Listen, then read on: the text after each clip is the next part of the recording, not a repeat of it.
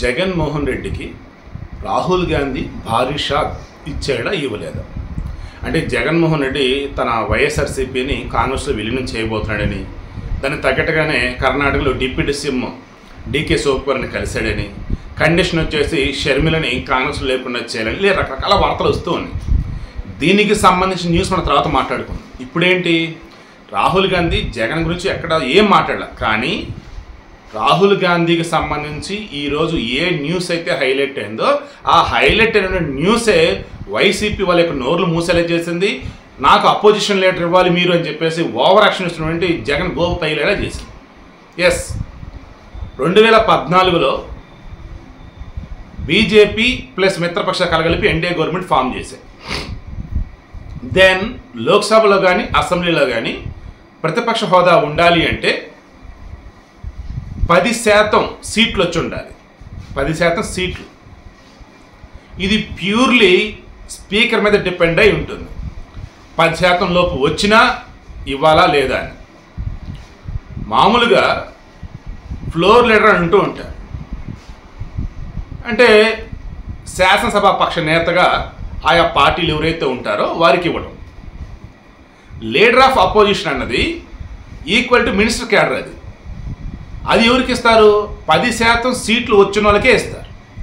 2014లో రెండో largest party మాదే, మాకు ప్రతిపక్ష హోదా ఇవ్వాలని కాంగ్రెస్ వాళ్ళు అడిగారు లోక్సభలో. ససే మేరా అన్నారు అప్పుడు స్పీకర్గా ఉన్నట్టు సుమిత్రా మహాజన్. దెన్ వాళ్ళు 1984 గుర్తు చేశారు.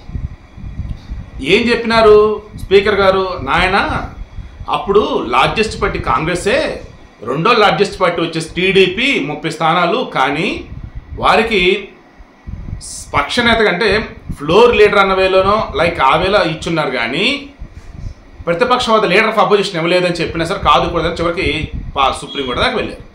సుప్రీంకోర్టు కూడా క్లియర్గా ఏం చెప్పింది? అది స్పీకర్ చేతిలో ఉన్న డెసిషన్ బాబు అని. దెన్ 2014 2019 వరకు పార్లమెంట్లో లీడర్ ఆఫ్ అపోజిషన్ లేకుండానే నడిచింది. లీడర్ ఆఫ్ అపోజిషన్ లేకపోతే ఏమైంది? సభ్యులు ఉన్నారుగా, వాళ్ళు మాట్లాడతారు, అంతే. మాట్లాడారు, ఎన్నో బిల్లుల మీద డిస్కస్ చేశారు, ఎన్నో అంశాలని దేశం ముందుకు తీసుకొచ్చారు. సేమ్ 2019 నుంచి 2024 మధ్య కూడా కాంగ్రెస్కి ఏది ప్రతిపక్ష హోదా పొందే విధంగా సీట్లు రాలా. ఎంత కావాలి? 543 స్థానాలు ఉన్నటువంటి లోక్సభలో వీళ్ళకి లీడర్ ఆఫ్ అపోజిషన్ రావాలంటే 10% సీట్లు అంటే 55 సీట్లు రావాలి. వాళ్ళకి రాలా.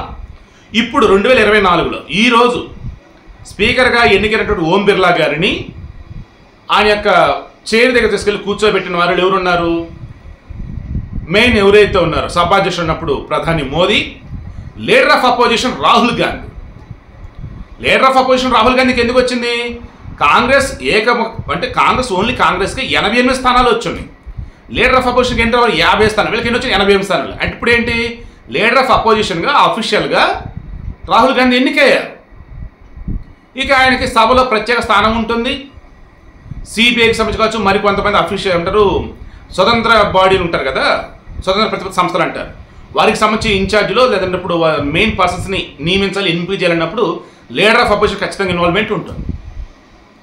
అండ్ సభలో కూడా ఆయనకు ప్రత్యేక మర్యాద ఉంటుంది. అండ్ ఒక మినిస్టర్కి సంబంధించినటువంటి ప్రోటోకాల్ అయితే మొత్తం దీనికి అప్లై అవుతుంది, సెక్యూరిటీ మొత్తం. ఇది కావాలని జగన్ కింద మీద పడతా ఉన్నాడు. నిన్నటి వరకు ముఖ్యమంత్రిగా ఉన్నాడు, వైనాట్ 175 అంటూ ఉన్నాడు. వైనాట్ 175 అంటే అర్థం ఏంటి? ప్రతిపక్ష హోదా ఇంకెవరికి వద్దనే కదా, అసలు ప్రతిపక్షం వద్దనే కదా. ఈరోజు ఈయనకి 11 సీట్లు వస్తే నాకు ప్రతిపక్షం కావాలని చెప్పేసి అంటున్నాడు. అది కూడా ఏ రకంగా? మొన్న స్పీకర్ ఎంపిక జరుగుతూ ఉన్నప్పుడు కనీసం సభలో లేడు ఈ మనిషి. సభా సాంప్రదాయం తెలీదు, కానీ సభలో ప్రతిపక్ష హోదా ఇవ్వాలి అంట.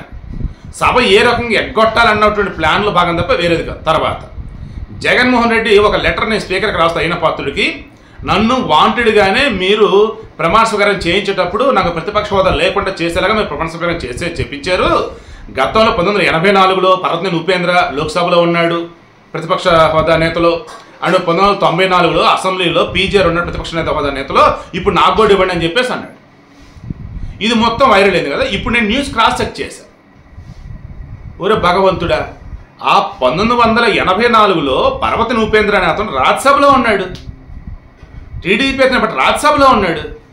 రాజ్యసభలో ఉన్న అతను లోక్సభలో వచ్చేసి ప్రతిపక్ష నేతగా ఎలా వ్యవహరిస్తాడు? అసలు బేసిక్ సెన్స్ లేదా? అడ్డంగా వీళ్ళు పరుగు పోయింది.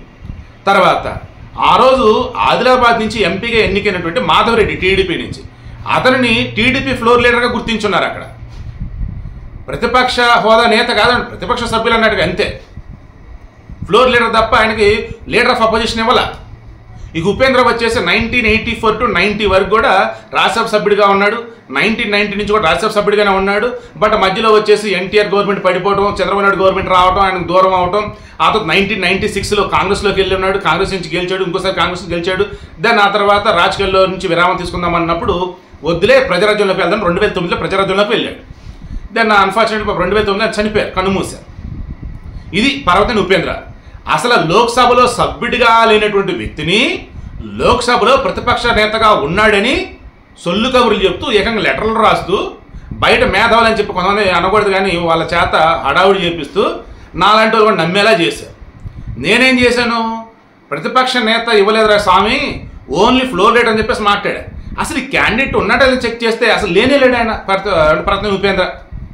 సో ఇప్పుడు నేను మాట్లాడుతున్నది ఏంటంటే, రాహుల్ గాంధీ 10 సంవత్సరాల పాటు వాళ్ళ కాంగ్రెస్ సంబంధించి ప్రతిపక్ష హోదా లేకపోయినా పార్లమెంట్కి వెళ్ళారు, లోక్సభలో కానీ రాజ్యసభలో కానీ తమ వాయిస్ వినిపించారు, యావత్ దేశం మొత్తం తరఫున వాళ్ళు నిలబడ్డారు, అధికార పక్ష పార్టీతో వాళ్ళు తలపడ్డారు.